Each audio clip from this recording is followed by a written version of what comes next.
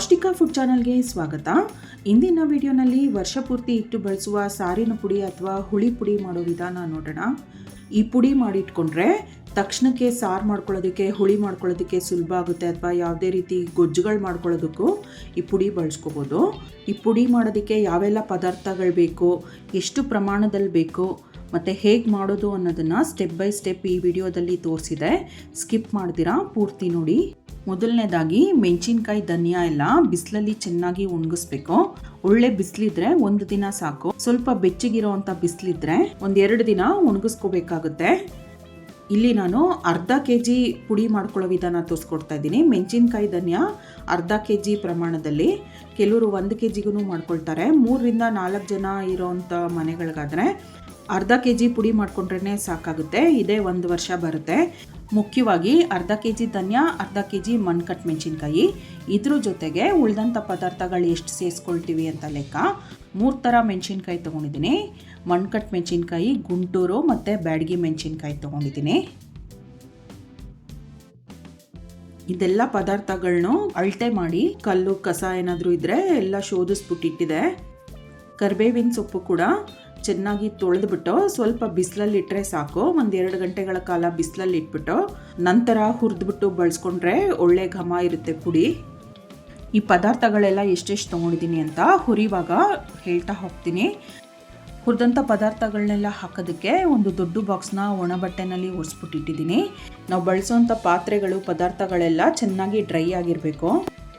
ಮೊದಲನೇದಾಗಿ ನಾನಿಲ್ಲಿ ಚಕ್ಕೆ ತೊಗೊಂಡಿದ್ದೀನಿ. ಇದು ಒಂದು 10ರಿಂದ 12 ಪೀಸ್ ಇರ್ಬೋದು.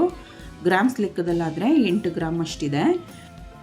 ಫ್ಲೇಮ್ ಸ್ವಲ್ಪ ಸಣ್ಣ ಇಟ್ಕೊಂಡು ಚೆನ್ನಾಗಿ ಘಮ ಬರೋವರೆಗೂ ಹುರ್ಕೋಬೇಕು. ನೋಡಿ, ಈ ರೀತಿ ಸಣ್ಣ ಉರಿನಲ್ಲಿ ಘಮ ಬರೋವರೆಗೂ ಹುರಿದ್ಬಿಟ್ಟು ಒಂದು ಡಬ್ಬಿ ಒರೆಸ್ಬಿಟ್ಟಿಟ್ಟಿದ್ನಲ್ಲ, ದೊಡ್ಡ ಡಬ್ಬಿ, ಅದಕ್ಕೆ ಹಾಕ್ತಾಯಿದ್ದೀನಿ. ಎಲ್ಲ ಹುರಿದಂಥ ಪದಾರ್ಥಗಳನ್ನೂ ಇದಕ್ಕೇ ಹಾಕ್ತೀನಿ. ಗಸಗಸೆ 30 ಗ್ರಾಮ್ ಅಷ್ಟು ತೊಗೊಂಡಿದ್ದೀನಿ. ಇದನ್ನು ಕೂಡ ಚಿಟುಗುಡೋವರೆಗೂ ಹುರ್ಕೋಬೇಕು.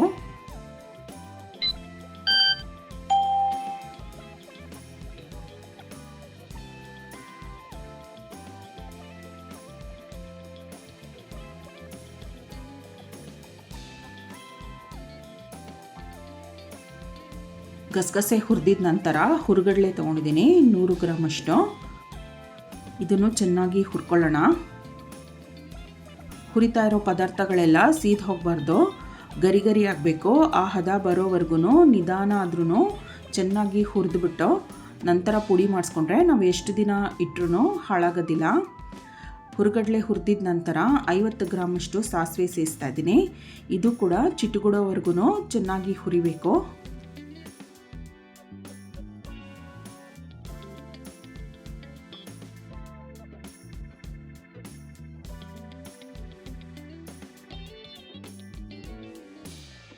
ನೋಡಿ, ಸಾಸಿವೆ ಎಲ್ಲ ಸಿಡಿತಾ ಇದೆ. ಈ ಹದದವರೆಗೂ ಹುರಿಬೇಕು.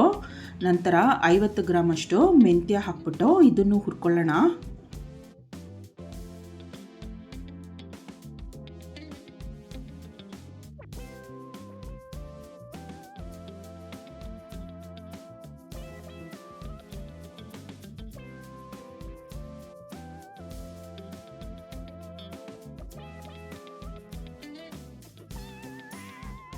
ಮೆಂತ್ಯ ಹುರಿದಿದ್ದಾಗಿದೆ. ಇದನ್ನು ತೆಗೆದುಬಿಟ್ಟು ಕಾಳು ಮೆಣಸು ಹಾಕ್ತಾಯಿದ್ದೀನಿ. ಇದನ್ನು 50 ಗ್ರಾಮ್ ಅಷ್ಟು ತೊಗೊಂಡಿದ್ದೀನಿ.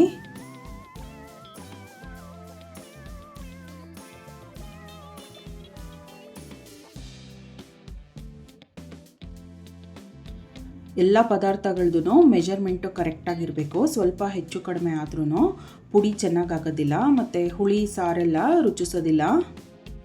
ಕಾಳು ಮೆಣಸು ಹುರಿದಿದ್ದಾಗಿದೆ, ತೆಗೆದುಬಿಡೋಣ.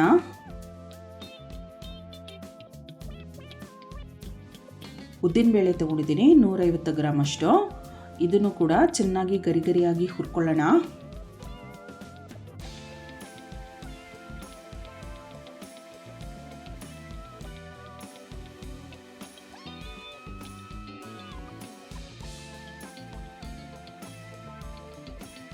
ಉದ್ದಿನಬೇಳೆ ಸ್ವಲ್ಪ ಕೆಂಪಗಾದರೆ ಸಾಕು.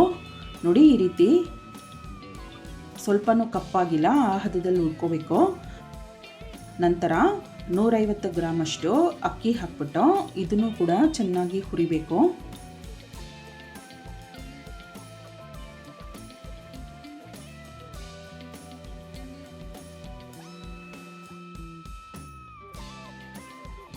ಅಕ್ಕಿ ಚೆನ್ನಾಗಿ ಹುರಿದಿದ್ದಾಗಿದೆ. ಇದನ್ನು ತೆಗೆದುಬಿಟ್ಟು ಹೆಸರು ಕಾಳು ಸೇರಿಸ್ತಾ ಇದ್ದೀನಿ. ಹೆಸರು ಕಾಳು ಕೂಡ 150 ಗ್ರಾಮ್ ಅಷ್ಟು ತೊಗೊಂಡಿದ್ದೀನಿ.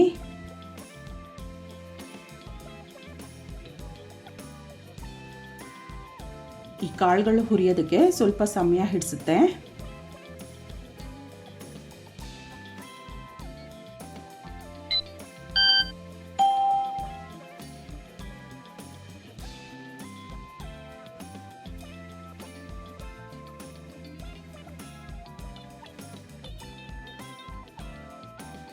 ನೋಡಿ, ಹೆಸರು ಕಾಳು ಹುರಿದಿದ್ದಾಗಿದೆ. ಇದನ್ನು ತೆಗೆದುಬಿಟ್ಟು ತೊಗರಿಬೇಳೆ ಹಾಕ್ತಾ ಇದ್ದೀನಿ. ಇದು ಕೂಡ 150 ಗ್ರಾಮ್ ಅಷ್ಟಿದೆ.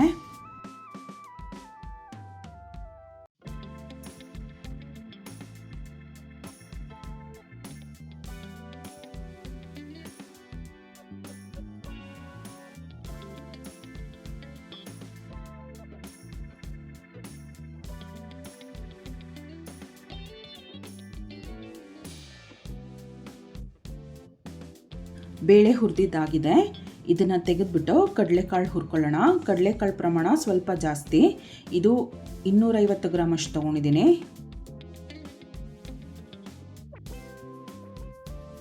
ಕಡಲೆಕಾಳು ಹುರಿಯೋದಕ್ಕೆ ಸ್ವಲ್ಪ ಸಮಯ ಹಿಡಿಸುತ್ತೆ. ನಿಧಾನಕ್ಕೆ ಗರಿ ಆಗೋವರೆಗೂ ಹುರಿಬೇಕು. ನೋಡಿ, ಅದೆಲ್ಲ ಸ್ವಲ್ಪ ಸಿಪ್ಪೆ ಬಿಡೋದಕ್ಕೆ ಶುರುವಾಗಿದೆ. ಈ ಹದ ಬರೋವರೆಗೂ ಚೆನ್ನಾಗಿ ಹುರಿಬೇಕು.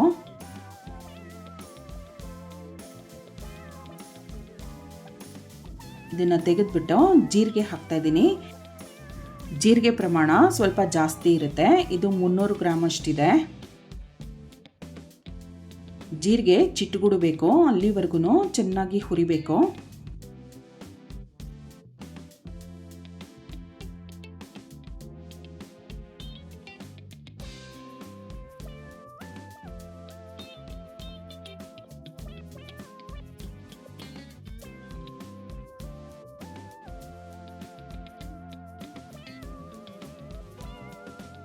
ನೋಡಿ, ಚಿಟ್ಟುಗುಡೋದಕ್ಕೆ ಶುರುವಾಗಿದೆ. ಇದನ್ನು ತೆಗೆದುಬಿಟ್ಟು ಅರ್ಶಿನದ ಕೊಂಬನ್ನ ಕುಟ್ಬಿಟ್ಟು ಸೇರಿಸ್ತಾ ಇದ್ದೀನಿ. ಇದು 50 ಗ್ರಾಮ್ ಅಷ್ಟಿದೆ. ಅರ್ಶಿನದ ಕೊಂಬು ಬಹಳ ಬೇಗನೆ ಹುರಿದ್ಬಿಟ್ಟು ತೆಗಿಬೇಕಾಗುತ್ತೆ, ಹಾಗೆ ಬಿಟ್ಟರೆ ಕಪ್ಪಾಗಿಬಿಡುತ್ತೆ. ಸ್ವಲ್ಪ ಬೆಚ್ಚಗೆ ಮಾಡಿಕೊಂಡ್ರೆ ಸಾಕು.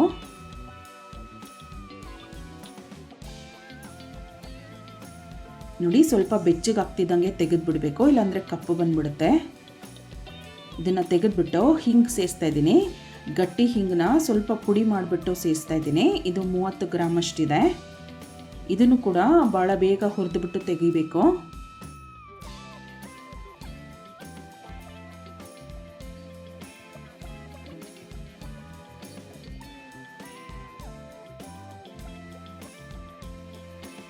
ಸಾಕು, ಇದನ್ನು ತೆಗೆದುಬಿಡೋಣ.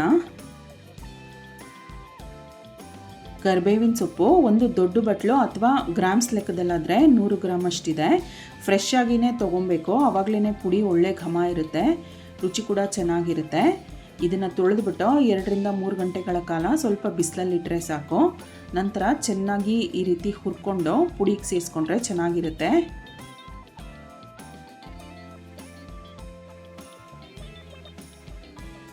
ಕರಿಬೇವಿನ ಸೊಪ್ಪು ಹುರಿದಿದ್ದಾಗಿದೆ. ಇದನ್ನು ತೆಗೆದುಬಿಟ್ಟು ಧನಿಯಾ ಕಾಳು ಹುರ್ಕೊಳ್ಳೋಣ. ಧನಿಯಾ ಅರ್ಧ kg ಅಷ್ಟಿದೆ. ಇದನ್ನು ನಾನು 2 ಸರಿ ಹುರ್ಕೊಳ್ತಾ ಇದ್ದೀನಿ.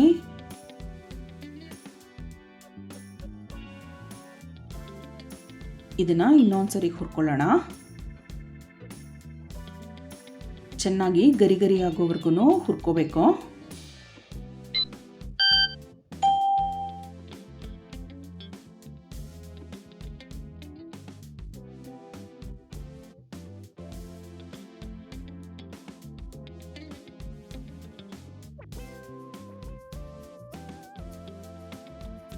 ಇದು ಹುರಿದಿದ್ದಾಗಿದೆ, ತೆಗೆದುಬಿಡೋಣ. ಉಳಿದಂಥ ಧನಿಯಾ ಕೂಡ ಇದೇ ರೀತಿಯಾಗಿ ಗರಿಯಾಗಿ ಹುರ್ಕೋಬೇಕು.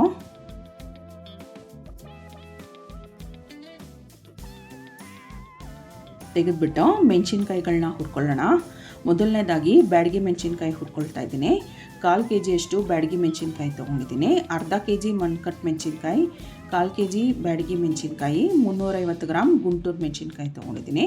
ನೋಡಿ, ಮೆಣಸಿನ್ಕಾಯಿ ಎಲ್ಲ ಎಷ್ಟು ಗರಿಯಾಗಿ ಒಣಗಿದೆ. ಇದನ್ನು 2 ಸರಿ ಹಾಕ್ಬಿಟ್ಟು ಹುರ್ಕೊಳ್ಳೋಣ.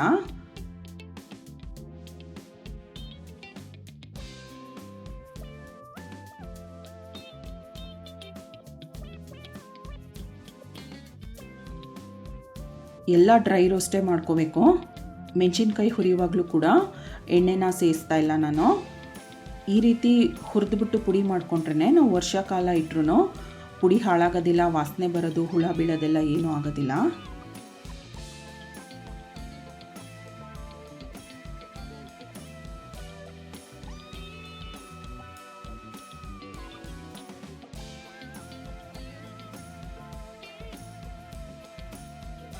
ಚೆನ್ನಾಗಿ ಹುರಿದಿದ್ದಾಗಿದೆ. ಇದನ್ನು ತೆಗೆದುಬಿಡೋಣ.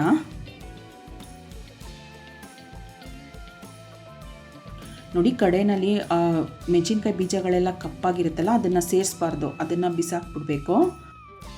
ಉಳಿದಂಥ ಬ್ಯಾಡಗಿ ಮೆಣಸಿನ್ಕಾಯಿ ಕೂಡ ಗರಿ ಗರಿಯಾಗಿ ಹುರ್ಕೊಳ್ತಾ ಇದ್ದೀನಿ.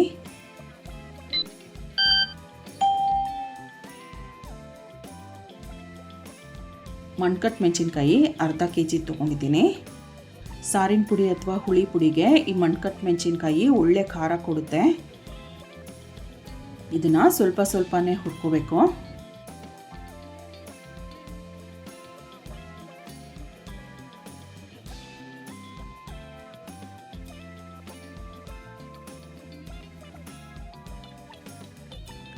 ಇದು ಹುರಿದಿದ್ದಾಗಿದೆ. ಇದನ್ನು ತೆಗೆದುಬಿಟ್ಟು ಉಳಿದಂಥ ಮೆಣಸಿನ್ಕಾಯಿನೂ ಇದೇ ರೀತಿಯಾಗಿ ಹುರ್ಕೋಬೇಕು.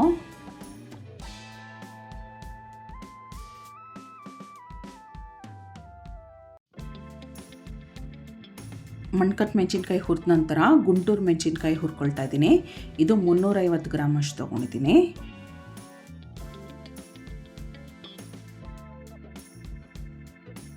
ಇದು ಕೂಡ ಸ್ವಲ್ಪ ಸ್ವಲ್ಪನೇ ಹುರ್ಕೋಬೇಕು. ಗುಂಟೂರು ಮೆಣಸಿನ್ಕಾಯಿ ಸ್ವಲ್ಪ ಖಾರನೂ ಇರುತ್ತೆ, ರುಚಿ ಚೆನ್ನಾಗಿ ಕೊಡುತ್ತೆ. ಮೆಣಸಿನ್ಕಾಯಿಗಳೆಲ್ಲ ಹುರಿದಿದ್ದಾಗಿದೆ. ನೋಡಿ, ಹುರಿದಂಥ ಪದಾರ್ಥಗಳೆಲ್ಲ ಈ ದೊಡ್ಡ ಡಬ್ಬಿಗೆ ಹಾಕಿಟ್ಟಿದ್ದೀನಿ. ಇದನ್ನು ಹಿಟ್ಟಿನ ಗಿರಣಿಗೆ ಕೊಟ್ಬಿಟ್ಟು ಪುಡಿ ಮಾಡಿಸ್ಕೊಂಡು ಬಂದ ತಕ್ಷಣವೇ ಈ ರೀತಿ ಒಂದು ಶೀಟ್ ಅಥವಾ ನ್ಯೂಸ್ ಪೇಪರ್ ಮೇಲೆ ಹರಡಬೇಕು. ಹಾಗೆ ಬಾಕ್ಸಲ್ಲೇನೆ ಬಿಟ್ಟರೆ ಬಿಸಿಗೆ ಕಪ್ಪು ಬಂದುಬಿಡುತ್ತೆ ಪುಡಿ, ಮತ್ತು ಬೇವ್ತ್ಕೊಂಡಂಗಾಗುತ್ತೆ, ಬೇಗ ಹುಳ ಬಿದ್ದುಬಿಡುತ್ತೆ. ಪುಡಿ ಮಾಡಿಸಿ ತಂದ ತಕ್ಷಣವೇ ಈ ರೀತಿ ಹರಡಬೇಕು. ನೀವಿಲ್ಲಿ ನೋಡ್ತಾ ಇರೋ ಹಾಗೆ ಇದೇ ರೀತಿಯಾಗಿ ಮಾಡಬೇಕು.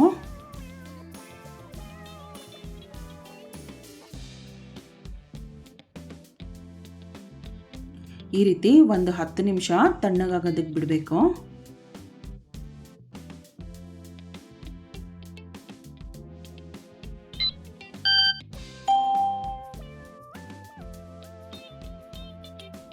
ನಂತರ ಇದನ್ನು ಜರಡಿ ಮಾಡ್ಕೋಬೇಕು. ಹಾಗೇ ಎತ್ತಿಟ್ಕೋಬಾರ್ದು. ಮೆಣಸಿನ್ಕಾಯಿ ತೊಟ್ಟು ಸಮೇತನೇ ಹುರಿದಿರ್ತೀವಲ್ಲ, ಈ ರೀತಿ ಜರಡಿ ಮಾಡುವಾಗ ಆ ಹೊಟ್ಟೆಲ್ಲ ಬಂದುಬಿಡುತ್ತೆ. ಹಾಗೆ ಬಿಟ್ಟರೆ ಪುಡಿ ಬೇಗ ಹಾಳಾಗೋ ಚಾನ್ಸಸ್ ಇರುತ್ತೆ. ಹಾಗಾಗಿ ಜರಡಿ ಮಾಡೋದು ತುಂಬ ಮುಖ್ಯ. ನೋಡಿ, ಈ ಹೊಟ್ಟೆಲ್ಲ ಇದೆಯಲ್ಲ, ಈ ಹೊಟ್ಟೆಲ್ಲ ಬಿಸಾಕ್ಬಿಡ್ಬೇಕು. ಈ ಜರಡಿ ಮಾಡಿದ್ದೀವಲ್ಲ, ಇದನ್ನು ಟೈಟ್ ಮುಚ್ಚಳ ಇರೋವಂಥ ಡಬ್ಬಿಗೆ ಹಾಕಿಟ್ಕೋಬೇಕು. ದಿನ ಬಳಸೋದಕ್ಕೆ ಒಂದು ಚಿಕ್ಕ ಡಬ್ಬಿಗೆ ಪುಡಿ ಹಾಕಿಟ್ಕೊಂಡು ಉಳಿದಿದ್ದನ್ನು ದೊಡ್ಡ ಡಬ್ಬಿಗೆ, ಅದು ಕೂಡ ಮುಚ್ಚಳ ಬಿಗಿಯಾಗಿರಬೇಕು, ಆ ಡಬ್ಬಿಗೆ ಹಾಕ್ಬಿಟ್ಟು ಈ ರೀತಿ ಹಿಂಗೆ ಗಟ್ಟಿಗಳಿರುತ್ತಲ್ಲ, ಇದನ್ನು ಪುಡಿ ಮಧ್ಯದಲ್ಲಿ ಇಡಬೇಕು. ಪುಡಿ ಘಮ ಚೆನ್ನಾಗಿರುತ್ತೆ. ನೀವಿಲ್ಲಿ ವಿಡಿಯೋದಲ್ಲಿ ನೋಡ್ತಾ ಇರೋ ಹಾಗೆ ಹಿಂಗೆ ಗಟ್ಟಿನ ಪುಡಿ ಮಧ್ಯಕ್ಕೆ ಸೇರಿಸ್ಬಿಟ್ಟು ಬಿಗಿಯಾಗಿ ಮುಚ್ಚಳ ಮುಚ್ಚಿಬಿಟ್ಟಿಟ್ರೆ ಎಷ್ಟು ದಿನ ಇಟ್ಟರೂ ಪುಡಿ ಘಮ ಚೆನ್ನಾಗಿರುತ್ತೆ. ವರ್ಷ ಪೂರ್ತಿ ಇಟ್ಟು ಬಳಸೋ ಅಂಥ ಸಾರಿನ ಪುಡಿ ಮಾಡೋ ವಿಧಾನ ನೋಡಿದ್ರಲ್ಲ, ನೀವು ಕೂಡ ನಿಮ್ಮ ಮನೆಯಲ್ಲಿ ಟ್ರೈ ಮಾಡಿ ನೋಡಿ. ತಪ್ಪದೇ ಈ ಚಾನಲ್ನ ಸಬ್ಸ್ಕ್ರೈಬ್ ಮಾಡ್ಕೊಳ್ಳಿ. ಈ ವಿಡಿಯೋನ ಲೈಕ್ ಮಾಡಿ, ಶೇರ್ ಮಾಡಿ. Thank you.